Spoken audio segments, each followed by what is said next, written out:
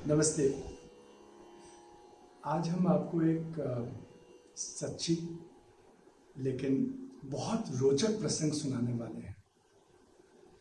Brazil के एक बहुत बहुत बड़े व्यापारी, बड़े धनाढ्य चिकुन्हा स्कार्पा नाम के बड़े ही धनाढ्य व्यापारी ने सन 2013 में फेसबुक पे अनाउंस किया,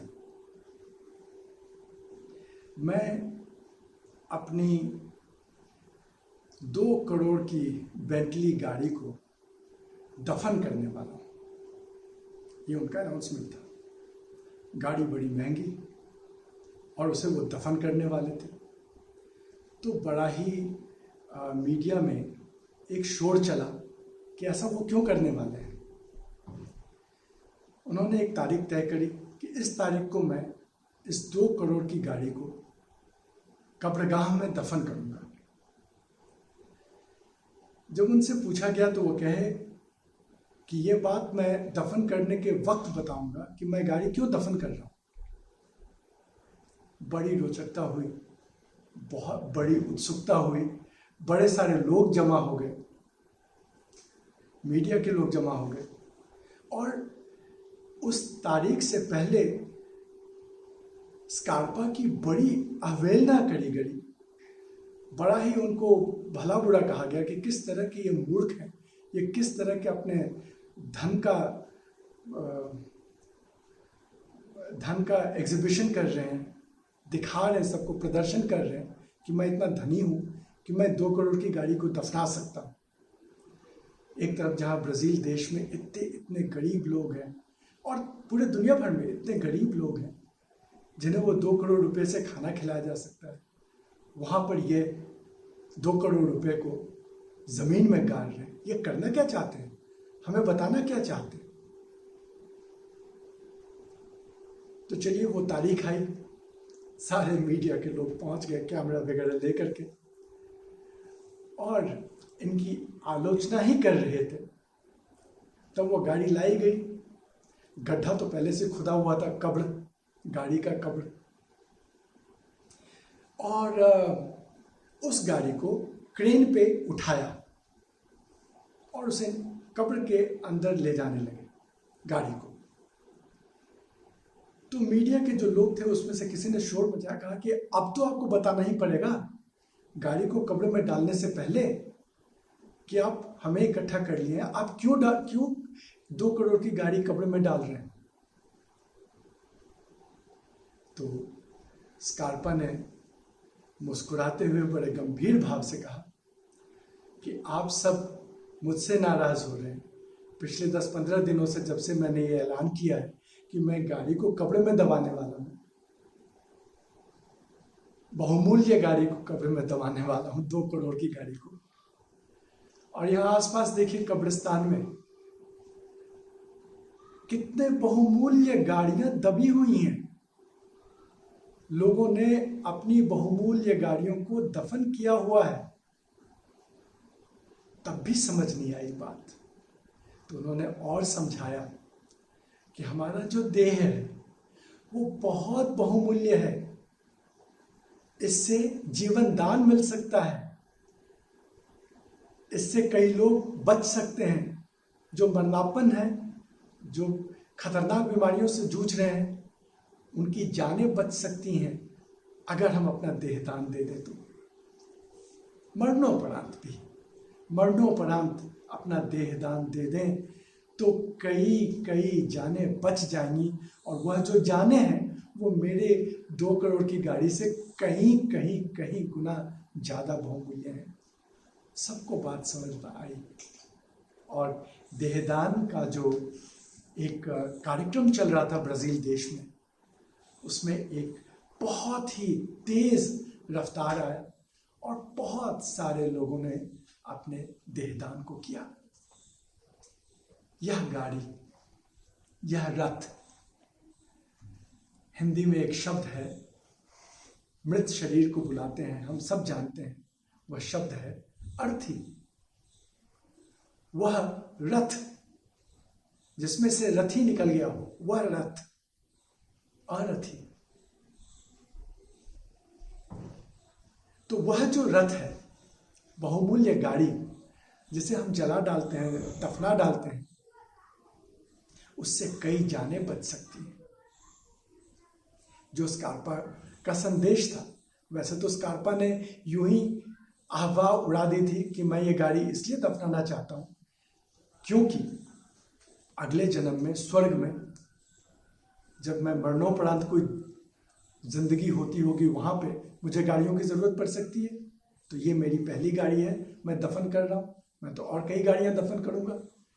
जैसे बड़े बड़े राजा चीन के या मिस्र के फारो वगैरह अपने साथ बहुत सारा धन दफन कर लेते थे, ऐसे स्कार्पा ने कहा मैं ये गाड़ी दफन करने वाला हूं।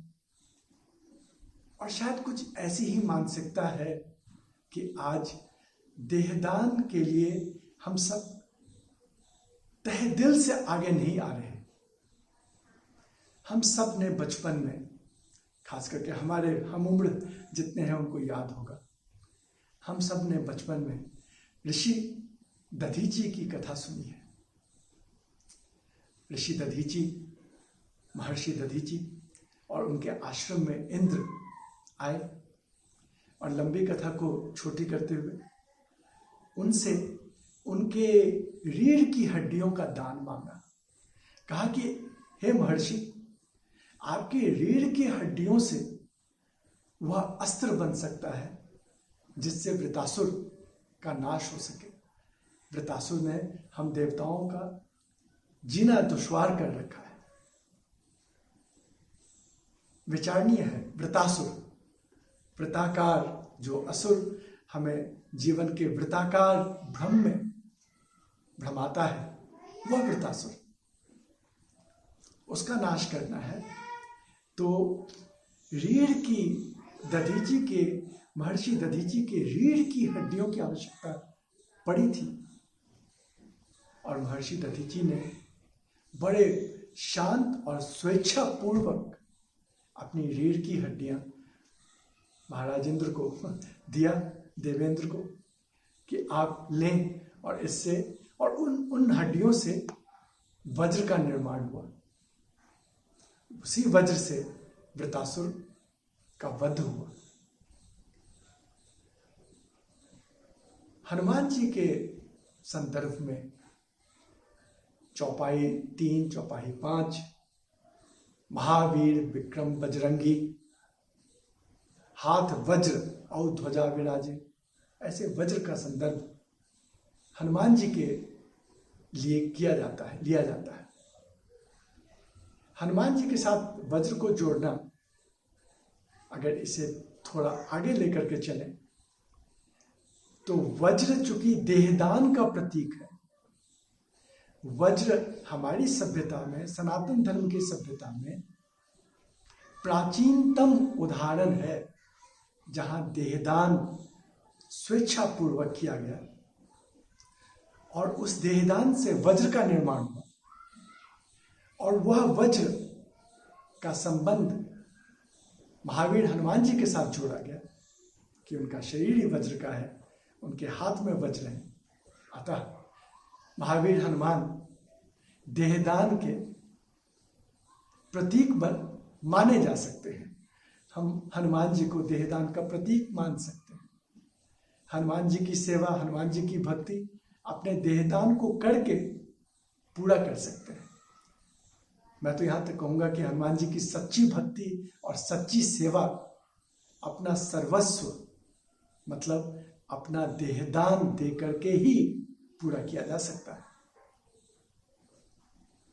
1905 में जब सबसे पहली बार आंखों का ट्रांसप्लांट हुआ, कॉर्निया ट्रांसप्लांट हुआ, तो विज्ञान ने देहदान की संभावना को खोल डाला।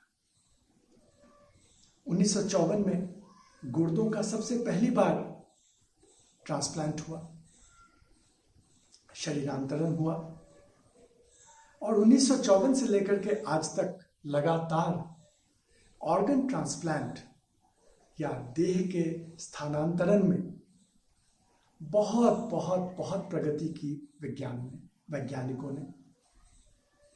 इससे पहले मतलब 1905 से पहले देहदान का कोई समझ हमारी सभ्यता में नहीं थी, किसी भी सभ्यता में नहीं थी। अतः शरीर के मृत हो जाने पर उसको किसी न किसी तरह से उसका निवारण किया जाता था। कुछ सभ्यताओं में शरीर को जला दिया जाता, कुछ सभ्यताओं में शरीर को दफना दिया जाता, और कुछ सभ्यताओं में अन्य प्रकार से शरीर को निवृत्त किया जाता, मृत शरीर को। लेकिन जब आज विज्ञान ने इतनी प्रगति कर ली, तो इतनी प्रगति करने के पश्चात वह संभावना हमारे सामने है कि हमारे मृत शरीर से कई बीमार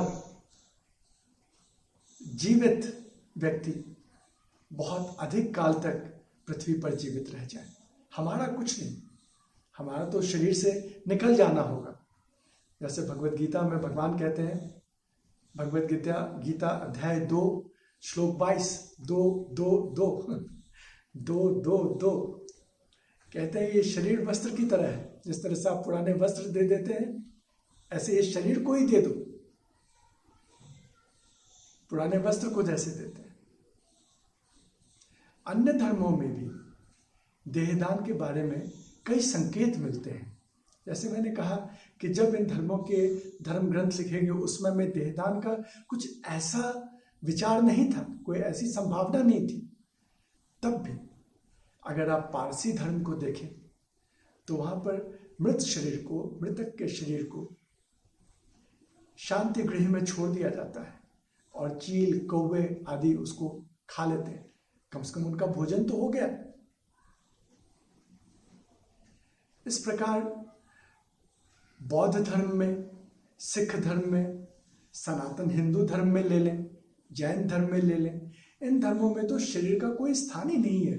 मृत होने पर शरीर मिट्टी के बराबर है, उसे जला दिया, उसे राख कर दिया।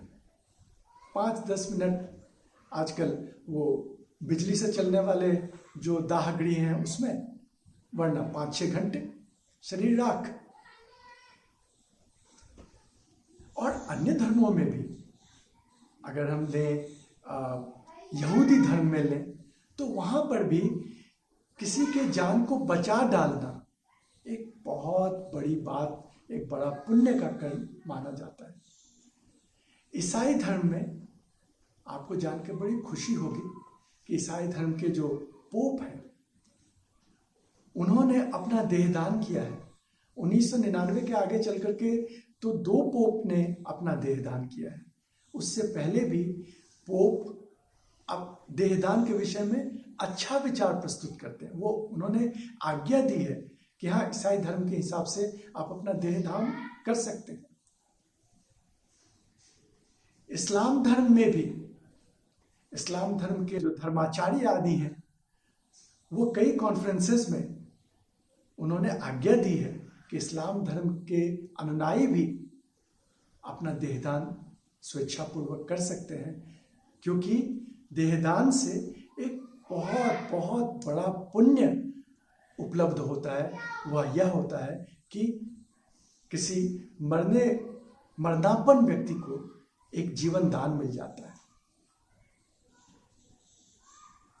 हमारे देह का करीब करीब सारा हिस्सा दान में दिया जा सकता है।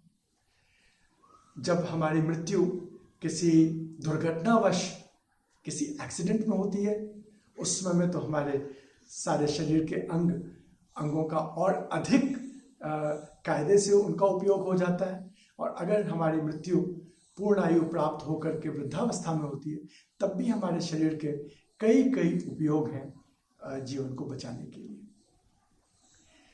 तो मेरा आप सबसे यही प्रार्थना है, हिंदू धर्म, सनातन धर्म के मानने वाले हों या किसी अन्य धर्म के मानने वाले हों, कि आइए हम सब मिलकर के अपने देहदान करने का एक शुभ संकल्प करें।